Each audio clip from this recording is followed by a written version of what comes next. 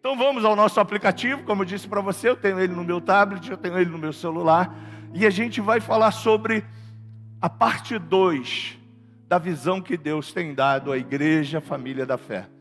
Semana passada a gente falou alguma coisa para você, a gente disse da nossa missão, que é levar pessoas a ter um relacionamento a cada vez mais íntimo com Deus, um relacionamento mais profundo com Deus.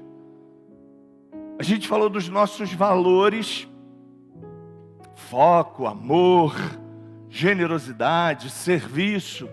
Pastor, esqueci tudo isso. Então, está lá no aplicativo as telas da semana passada para você não esquecer, né? Está também ali no bebedouro. Não sei se você, quando vai beber água ali, você já olhou, né? Tem 3 suportes ali, a gente botou em A3, né? Todos esses assuntos tão importantes para que a gente tenha eles fixados na nossa mente. E isso é importante porque revela a nossa origem, revela os nossos princípios, revela em quem nós queremos. Pastor, mas nós somos igreja? Sim, nós somos igreja. Mas nós temos, como igreja, uma missão muito maior. Nós temos uma visão muito mais excelente. Então a gente precisa, e se a gente vive esse ambiente da igreja, se a gente faz parte, eu estou na Nova Vida há 30 anos, né? E eu louvo a Deus porque nesses 30 anos a gente foi caminhando, mas graças a Deus que há uns 5 anos atrás, com a chegada do Bispo André, dentro da gestão da nossa denominação, a gente encontrou uma missão, a gente especificou os valores da nossa denominação, a gente estabeleceu qual é a visão da nossa denominação, e isso é muito importante para você saber aonde você vai chegar. Aliás, você está no aplicativo aí? Volte à primeira página. Na primeira página está dizendo para você que já abriram as inscrições do Avance. Você reparou que a nossa primeira tela é o Avance? O que é isso? Eu vou dizer para você. O Avance é o pilar doutrinário para que você, como membro dessa igreja, como membro da família da fé, possa ser um membro robusto na fé, crescendo em graça, crescendo em fé. Olha, são 7h32. Não dá para eu explicar tudo para você, não dá para eu ensinar tudo para você, mas o Avance toda terça-feira, e aqui tem uma escola Avance nas terças-feiras, de 7 da noite, 19 horas até as 22h25, a gente está ensinando a palavra de Deus sistematicamente para você. Material didático disponível para você em PDF. Nós já vamos para o 2º ano da escola Avance aqui na igreja. Então as inscrições estão abertas. Quanto eu pago por isso, pastor? Querido, é uma taxa, né? Claro. Existe todo um custo para manter essa plataforma disponível para você, mas é uma taxa mínima que vai te dar uma gama de conhecimento que você não consegue receber aqui nos nossos encontros. Então é importante. Pastor, não sou dessa denominação, não tem problema não, pode fazer Avance. Não sou nem crente, pastor, pode fazer Avance. A gente não tem esses preconceitos, sabe? Nosso desejo é que você seja abençoado por Deus. E para você ser abençoado por Deus, você precisa crescer na graça, diga comigo, graça e conhecimento. Conhecimento. O conhecimento liberta, você pode dizer isso comigo, o conhecimento liberta. Quanto mais você conhece quem é Jesus, mais livre você vai estar para servir a Ele, para adorar a Ele. Então na nossa primeira tela aí, a gente tem a Avance. Ela também já está com as inscrições abertas para você. Quando começarão, pastor, essas inscrições? Já estão abertas, é tudo online, né? E tem outras inscrições que estão abertas da igreja local, que também são feitas online.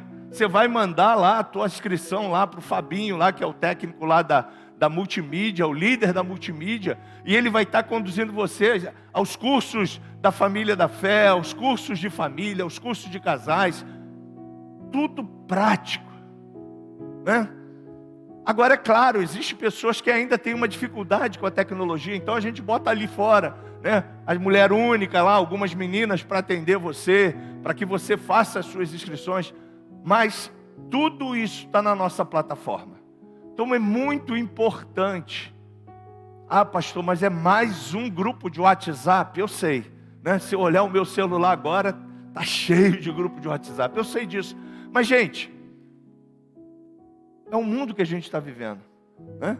Você tem o WhatsApp da empresa, você tem o WhatsApp da sua equipe, você tem o WhatsApp do grupo que você malha.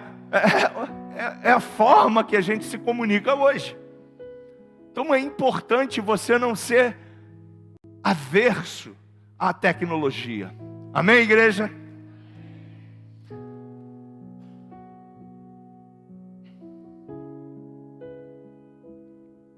Bom, quem é Jesus? Jesus é o caminho, a verdade e a vida. Ele é o Senhor, Ele é o Rei, Mas você sabia que muita gente ainda não sabe quem é Jesus? Elas têm medo quando você faz essa pergunta para ela. Mas a gente tem a resposta para dizer a essa pergunta quem é Jesus.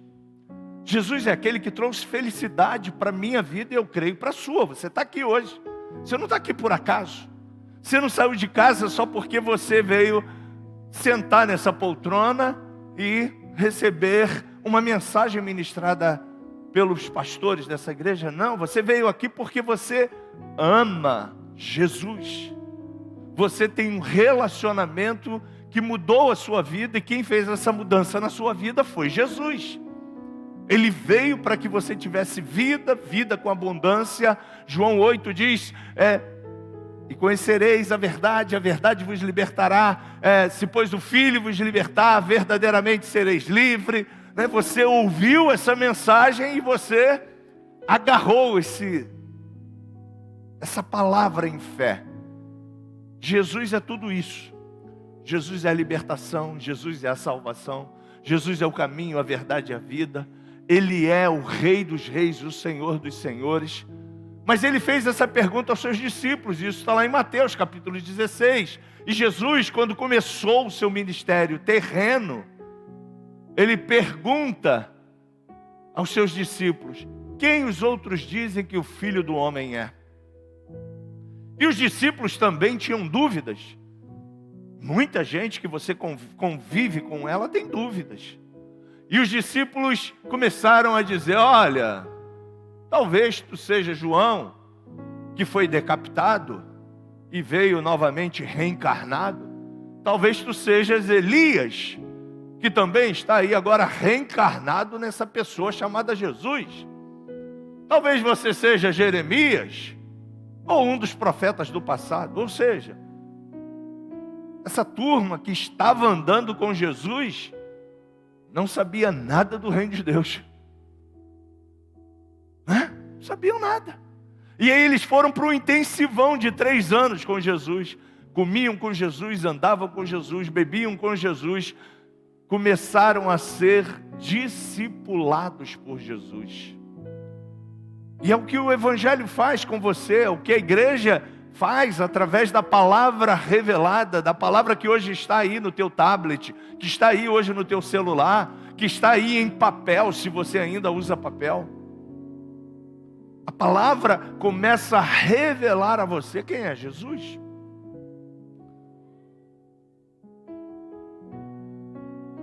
E Jesus pergunta para eles: e aí, o que vocês pensam que eu sou? Quem vocês dizem que eu sou? Ele pergunta agora para os 12, para os caras que estavam mais próximos dele. E graças a Deus, que de 12, um se salvou. Diga aleluia. Pedro abriu a boca e falou: tu és o Cristo, o Filho do Deus vivo. Pedro revelou algo que estava acontecendo. Vamos conjecturar? Talvez os 11 estavam com Jesus pensando assim: ele vai ser o general que vai libertar Israel da prisão romana. Você sabia que Israel era um povo escravizado pelos romanos? Isso está na história, você fez história, você sabe disso. Eles almejavam um libertador que viesse agora tirar o jugo da prisão, do domínio de Roma sobre Jerusalém, sobre a nação de Israel. Mas Pedro tem um foco totalmente diferenciado dos 11.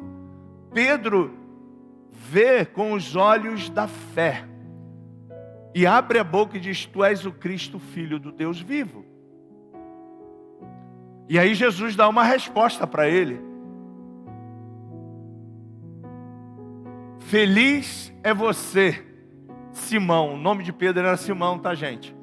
Filho de Jonas, porque isto não foi revelado a você por carne ou sangue, mas por meu Pai que está nos céus.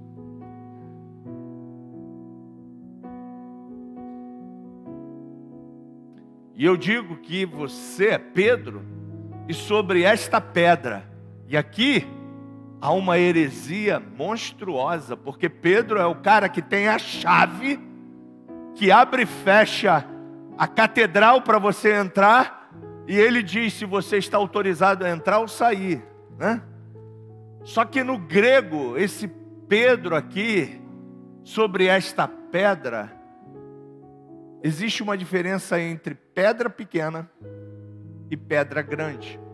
Pedra de sustentação. Quem trabalha com obra sabe disso. E Jesus está falando: tu és uma pedra pequena, e sobre você eu edificarei a minha igreja, e as portas do inferno não poderão vencê-la. Ou seja, através da sua voz, da sua resiliência, da sua entrega, você vai estar edificando a minha igreja, no grego eclésia, e as portas do inferno jamais prevalecerão contra a minha igreja. Jesus estava profetizando sobre a vida de Pedro. E Pedro é um cara de destaque em tudo que é feito entre os 12. Até depois da ascensão de Jesus em Atos capítulo 1, quem dá o primeiro discurso? Pedro. Quem inicia a revolução de uma nova realidade chamada igreja? Pedro. O pessoal mete o malho muito em Pedro, né? Começou a andar sobre as águas e caiu, né? Não teve fé. Mas o cara, vamos falar sério, né? Provavelmente eu nem teria coragem de falar: se tu és Cristo, manda eu caminhar sobre essas águas, né? E ele teve essa disposição. E Deus honrou. Deus estava dizendo para ele: Pedro, eu te digo que você é uma pedra pequena, mas mesmo assim, eu sei quem tu és, eu acredito em você, e vou dar a você capacitação, vou te dar unção, vou te dar graça. E no dia de Pentecoste, Atos capítulo 2, diz que Pedro estava juntamente com os 11, e mais alguns, totalizando 120 pessoas, num lugar chamado tabernáculo. E estavam ali atemorizados. E diz a Bíblia que veio do céu um vento como um fogo impetuoso. A gente cantou essa música agora, né? Que vitorioso és, como o trovão, né? E encheu toda aquela casa, e todos eles foram batizados no Espírito Santo e começaram a falar novas línguas. Então a igreja de nosso Senhor Jesus Cristo, ela é fundamentada em Jesus. O fundamento dessa igreja é Jesus. Aquele que conduz você é o Espírito Santo, que também é o Espírito de Jesus, que habita agora dentro de você, conduzindo você a viver em novidade de vida, a ser um homem e uma mulher que vive o cristianismo. Você pode dizer amém por isso?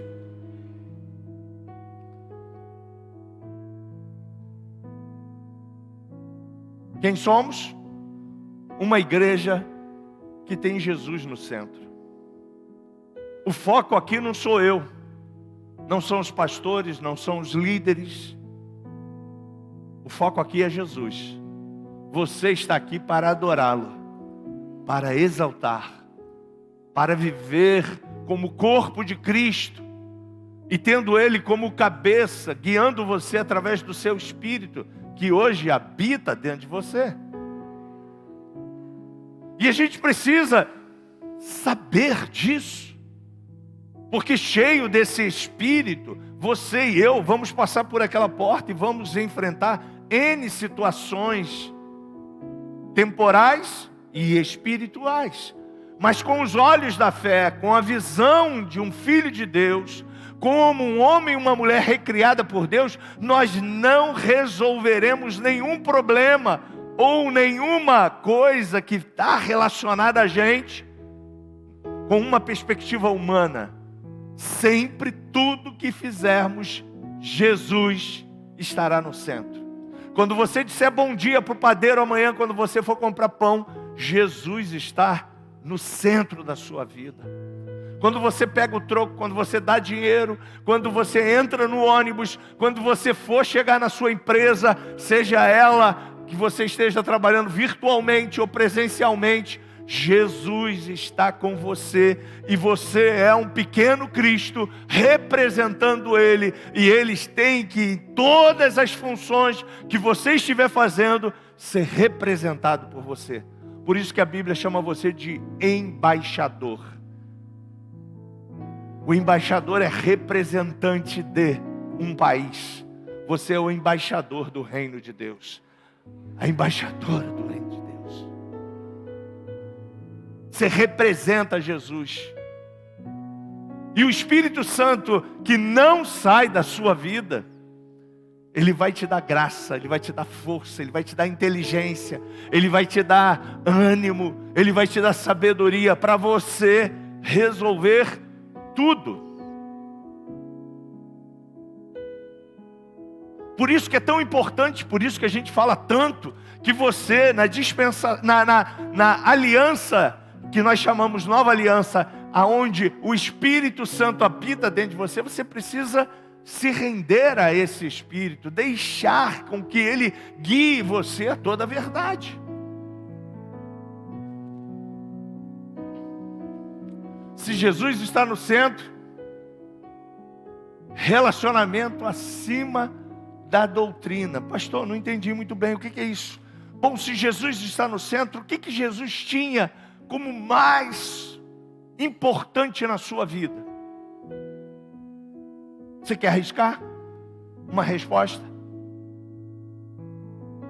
Eu vejo nos evangelhos Jesus sempre preocupado com quem? Com pessoas. Obrigado.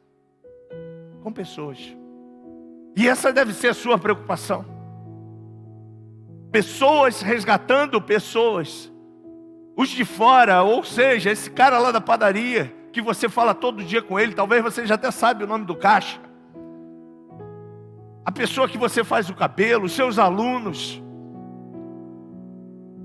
Você não precisa estar com uma Bíblia aberta num painel do carro para você falar que você é crente. Paulo diz que nós somos uma carta lida. Ou seja, as pessoas ao ver em você, em mim, Cristo em nós, a esperança da glória, Ele vê em nós um diferencial. A luz brilha em você. A unção do Espírito Santo brilha em você. Você chega na sua empresa, você ora e fala assim: Senhor, o dia hoje vai ser maravilhoso. As coisas vão acontecer. Tu vai realizar coisas incríveis assim, que eu nem estou pensando, nem imaginando. E você, no final do dia, você fala assim: uau, já acabou o dia. Aconteceu coisas tão legais hoje. Sabe por que aconteceram essas coisas legais? Porque você chamou Ele para estar junto de você, caminhando junto contigo, resolvendo os seus problemas. Então, nosso relacionamento, está acima de doutrina. A gente precisa valorizar as pessoas. Valorizar o seu amigo, a sua amiga, essas pessoas que você mora, e você talvez nunca disse que você foi transformado por Jesus. E é importante a gente estar preocupado com os de fora, fazendo de tudo para alcançá-los. Você lembra de Jesus como alcançou a samaritana? Quem lembra desse texto? Bom, muita gente não lembra, eu vou resumir ele para você. Samaria e judeus não se falavam. Ué, por que não se falavam, pastor? Simples. Porque os judeus, quando eles passaram nesse período de cativeiro pelo governo persa, eles foram misturados com outras nações. Pastor, mas aqui no Brasil é todo mundo misturado. Tem africano, tem japonês, tem judeu, tem isso, tem aquilo outro. Sim, nós não temos essa coisa, né? Casa branco com uma pessoa de cor, uma pessoa branca casa com um olhinho puxado. A gente não tem essa coisa, a gente está aí, mas, né? Mas tem culturas que eles valorizam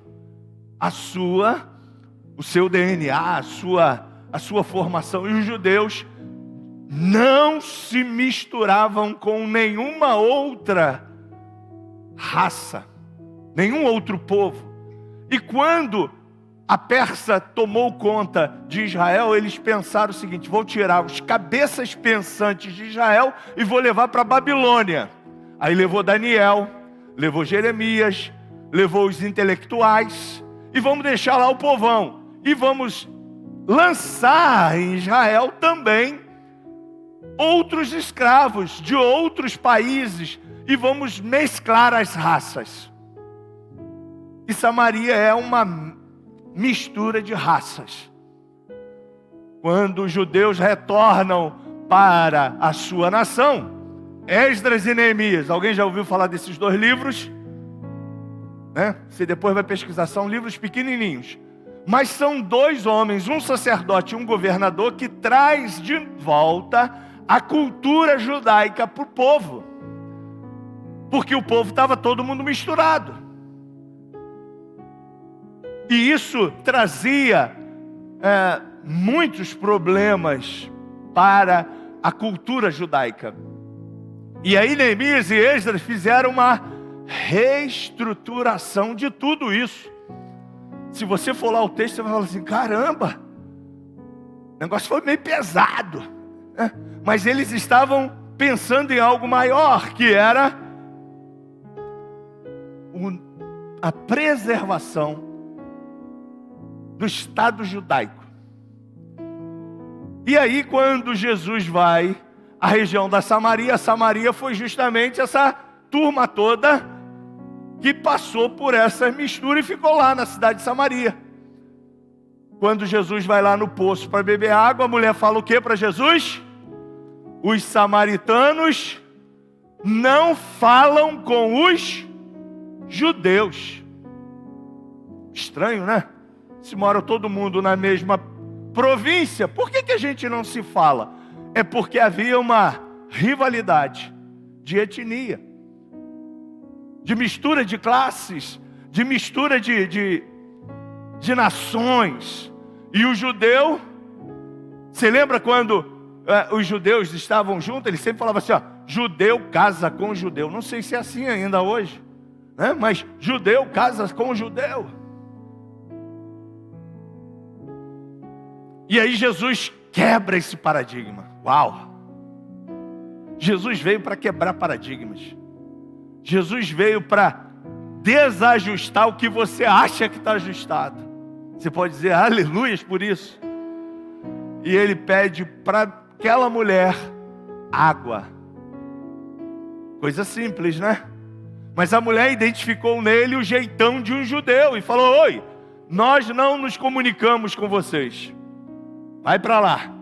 E aí Jesus, pensando em pessoas, Jesus fala para essa mulher: se você conhecera o que te pede de beber, tu lhe pediria e Ele te daria água viva. A mulher, quando ouviu essa frase, falou: quero isso para mim. Porque ela estava às 12 horas pegando água.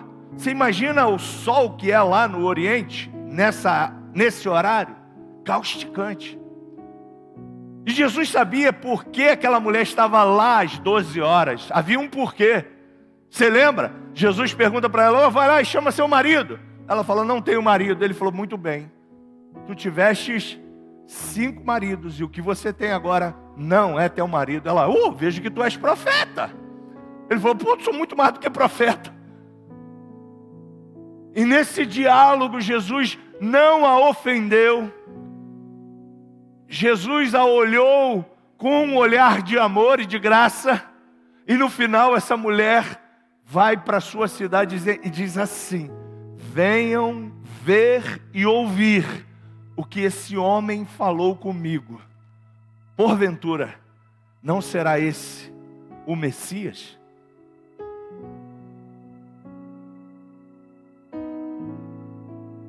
E essa mulher ganhou Samaria.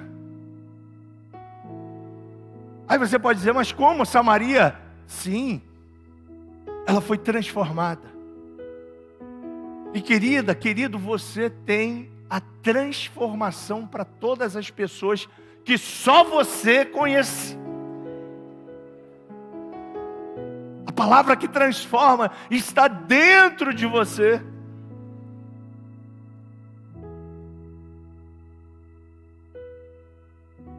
Então que você tenha relacionamento. Eu sou de uma época que os crentes não falavam com, desculpa a expressão, para quem está me ouvindo, isso era no passado, tá? Os ímpios. Eu sou melhor do que os ímpios. Cara, eu não sou melhor do que ninguém. Eu não sou melhor do que ninguém. Se eu estou aqui é por graça. Mas havia uma roupagem, sabe?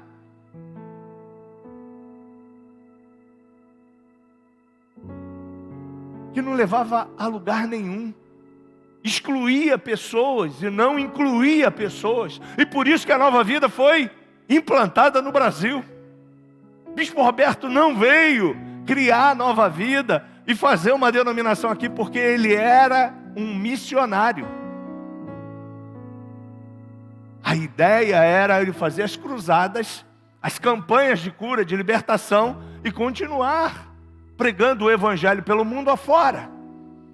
Mas as pessoas se convertiam lá na ABI, lá no lugar da cruzada. A ABI é lá, Central de Jornalismo, lá no centro do Rio, lá na Porto Alegre, é lá mesmo, que faziam os encontros, e as pessoas ganhavam um impacto de Jesus, desse relacionamento, desse amor, sem questionamento, sem imposição religiosa de pessoas. E as pessoas falavam assim: eu quero isso para mim, eu quero esse Jesus para mim. Só que quando o bispo mandava essas pessoas para as denominações, e as denominações falavam: não, peraí, para você entrar aqui na igreja, você tem que passar pelo catecismo. Você tem que fazer um curso de avaliação para ver se você está qualificado a sentar aí no banco. Você vai fazer a escolinha de formação de crente. Crente tem escolinha para formar ele um crente. Ah, pastor, mas isso não é uma boa ideia? Não sei, querido. Eu só sei de uma coisa, que de boa ideia o inferno está cheio de boa ideia. Eu acho o seguinte: eu prefiro pessoas aqui que ainda estão quebradas, machucadas, que ainda estão, talvez, sem conscientização, sem viver a realidade do Evangelho ainda, mas elas estão ouvindo, e a fé vem pelo ouvir, e ouvir a palavra de Deus. E eu creio que um dia essa palavra vai entrar como flecha e vai transformar de dentro para fora essa pessoa.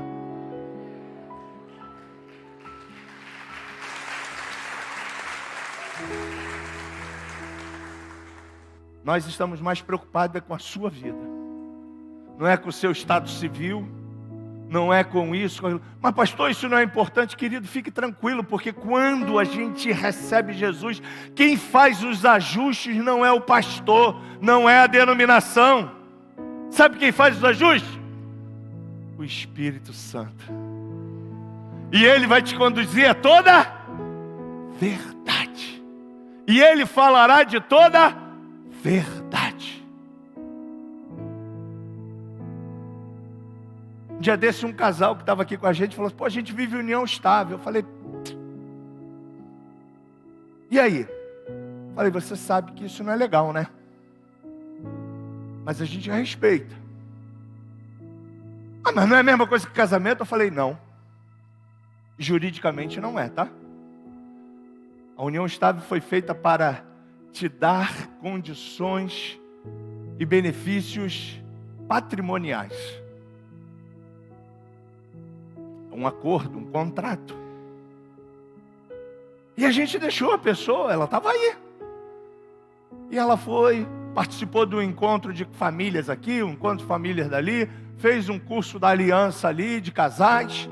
E lá um belo dia eles falaram assim: pastor, a gente quer casar. A gente quer ser uma só carne. Falei: amém. Já acharam lugar? Já. Pastor Renato foi lá efetivar essa união estável em casamento. Mas nem por isso essa pessoa deixou de participar com a gente, de tomar santa ceia, de ser batizado nas águas, porque não sou eu que conserto vocês, quem conserta as pessoas é Jesus e o Espírito Santo. E Ele falou: vinde como estáis, vinde a mim, todos vós que estáis cansados, sobrecarregados, e eu vos aliviarei. Então, o que vai conscientizar você e está nos conscientizando a cada dia é o Espírito Santo, é o Espírito de Jesus. Não tem fiscal que resolve os seus problemas. Você tem o Espírito Santo, que é teu amigão, para conduzir você a toda a verdade.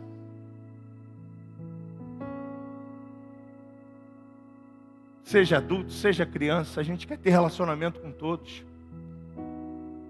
Nós queremos cultos vibrantes. E quem vai fazer o culto vibrante é o Pete, que estava aqui. Cante, levante a mão. O ministro, tadinho. Eu fui ministro um tempão aqui, cadê o Pete, né? O ministro quer ver você cheio do poder de Deus. Aí o ministro canta. E eu disse pela manhã: você pode cantar. Cante congregacional, os mais desafinados poderão cantar. Se você era desafinado e falava assim: não, se eu cantar aqui eu vou assustar alguém. Assuste quem está do teu lado. Você pode cantar. O cante congregacional é para todo mundo. Porque no cante congregacional você é liberto, você é transformado, você é restaurado. Quando você levanta a mão, tem um porquê. Na Bíblia diz, a gente já fez uma pregação assim, aqui, sobre o levantar das mãos. Tem autoridade quando você faz isso. Viu o que eu disse para você? O tempo é curto, né? O pastor Marco fala pra caramba, né? E o nosso tempo já foi. Então, queremos culto vibrante. Seja através da arte, seja através da tecnologia, seja através do ensino e do teu crescimento. Porque você, discipulado, você vai ser muito mais bem sucedido. E vai errar muito menos.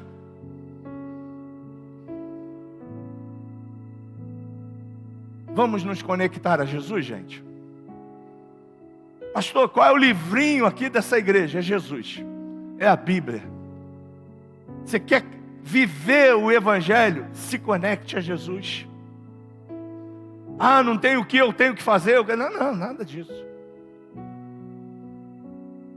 De onde nós viemos? Eu vou parar por aqui, porque meu tempo já foi. E aí eu vou lembrar a você da onde nós veio. Nós viemos de um lugar. Tem gente aqui que conheceu esse cara? Ninguém sabe quem é, né? Pois é. Esse é o Macalister. É o cara que veio aqui só fazer uma cruzada. E aí, quando as pessoas começaram a dizer para ele: Macalister, você falou que Jesus era descomplicado, eu fui na igreja que você mandou, mas os caras estão querendo que eu acabe com o meu relacionamento, eu estou com esse homem já há 30 anos, como é que eu faço?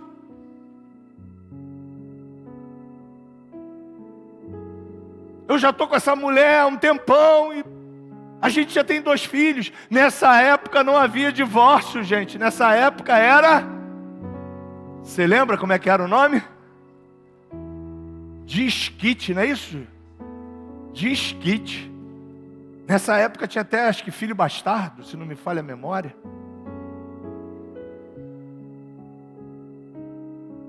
Existia tantas coisas. E Macalister... Mas por que você não pode ir naquela igreja? Por que você não pode comer o corpo de Cristo, beber o sangue de Cristo, beber a comunhão com Cristo? Não, porque eu tenho essa vida, eu conheci Jesus, mas eu estou aí nessa vida, como é que fica? Aí, ele falou: gente, o que eu faço? Começou a orar.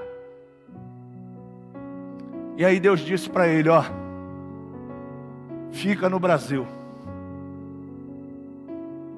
E que bom que ele ficou. Você pode dizer isso comigo? Que bom que ele ficou. Bom dia. Rádio Relógio Federal. Ele falava com a voz assim meia. Os textos, as pregações eram escritas em papel. Ele teve uma professora de português para ensinar ele o mais rápido possível para ele falar português. Porque ele queria se relacionar com as pessoas que Deus estava constituindo como igreja. Você quer ouvir os sermões desse homem? Você vai falar assim: caramba, esse cara nasceu em outra era. Porque ele prega como se ele estivesse pregando para gente da pós-modernidade, para você, para mim. Os livros dele são divisor de águas. Eu tenho alguns. Tem sermões dele. Ele foi um dos primeiros homens a entrar na televisão e no rádio. Alguém lembra aqui só? Os velhão vão lembrar da Rádio Relógio Federal? Pois é. Café espiritual com o Bispo Roberto. Eu não saía sem ouvir o horário para atualizar o meu relógio, que não era digital, era de ponteiro. Dava corda nele, né? Para ir trabalhar. E a Rádio Relógio Federal, o Bispo Roberto, sempre tinha um café espiritual. Depois ele foi para TV Tupi e tantas outras emissoras. Tem muita coisa legal dele lá no YouTube, se você quiser conhecê-lo um pouquinho mais. Semana que vem a gente fala dos outros 2 que falam um pouquinho da sequência do que é a nova vida no Brasil. Bispo Tito Oscar e o nosso bispo paizão, né? Tenho ele como um pai, Bispo Jorcelino Queiroz. Fique de pé. A gente vai dar continuidade na semana que vem. Mas por que a gente está falando tudo isso para você? Para você saber onde você está. Para você entender o porquê que a gente ama tanto esse lugar. A gente se preocupa tanto com você. Porque você é importante para Jesus. Você é importante para esse lugar. Quando você não puder estar, quando você não estiver aqui,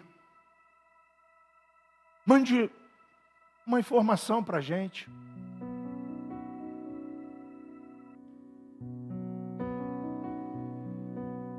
A gente não deseja que ninguém morra.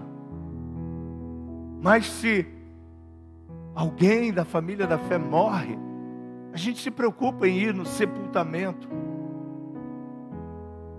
Se alguém está enfermo, a gente se preocupa em enviar um time para estar atendendo os enfermos.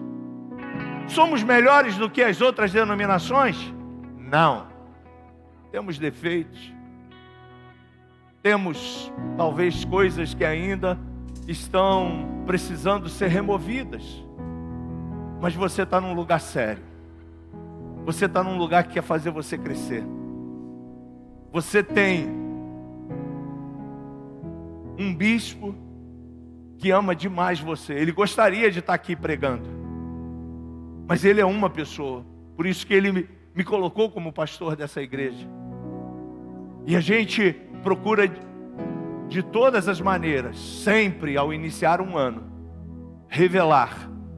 A gente sempre fazia isso com a igreja da manhã. E eu falei, eu estou sendo injusto com a igreja da noite. Então a gente está trazendo para você uma conscientização nesse mês de janeiro. O que é ser nova vida? O que é fazer parte da família da fé? Qual é o seu objetivo? E o seu objetivo é levar pessoas a ter um conhecimento muito maior com Deus. E se você quiser crescer, já está aí no seu aplicativo que você baixou, Escola Avança. Esse ano eu não sei se eu vou dar aula, né? Mas se eu for dar aula, estarei aí também dando aula em um dos módulos. Mas a ideia é que você possa desenvolver e ir muito mais longe do que eu, do que os pastores que começaram na nova vida. Porque com conhecimento, com uma vida centrada e dirigida pelo Espírito Santo, você vai voar. Você quer isso para a sua vida? Ame a sua igreja, ore pela sua igreja, ore pelos seus pastores e procure sempre, ao estar nesse lugar, desenvolver a sua vida e o seu conhecimento na graça de Cristo Jesus. Queremos que você seja como membro de Bereia. Lembram deles? Pastor, nem sei o que é isso. Bereia era uma cidade. Paulo estava ensinando a igreja. E a igreja de Bereia, os membros, Paulo falava assim, está em Marcos, capítulo 16, versículo 15. O membro não tinha um telão para projetar lá pela galera da mídia, que te dá hoje a Bíblia para você ler comigo. Aí os membros iam lá e falavam, não, Paulo está falando isso aqui mesmo. Salmo 23, Paulo abria lá o pergaminho, que era um livro, né? O Senhor é o meu pastor. E a Bíblia diz que os crentes de Bereia não eram enrolados, não eram vulneráveis, eram cheios da manifestação da graça de Deus. Então você quer ser cheio da manifestação da graça de Deus? Permita Jesus, através do Espírito Santo, conduzir você em tudo que você terá que fazer ao sair por aquela porta. E seja Jesus, com a sua boca, com as suas ações, com a sua vida. Até quinta, um beijo. Que você possa se envolver servindo a Ele. Deus te abençoe.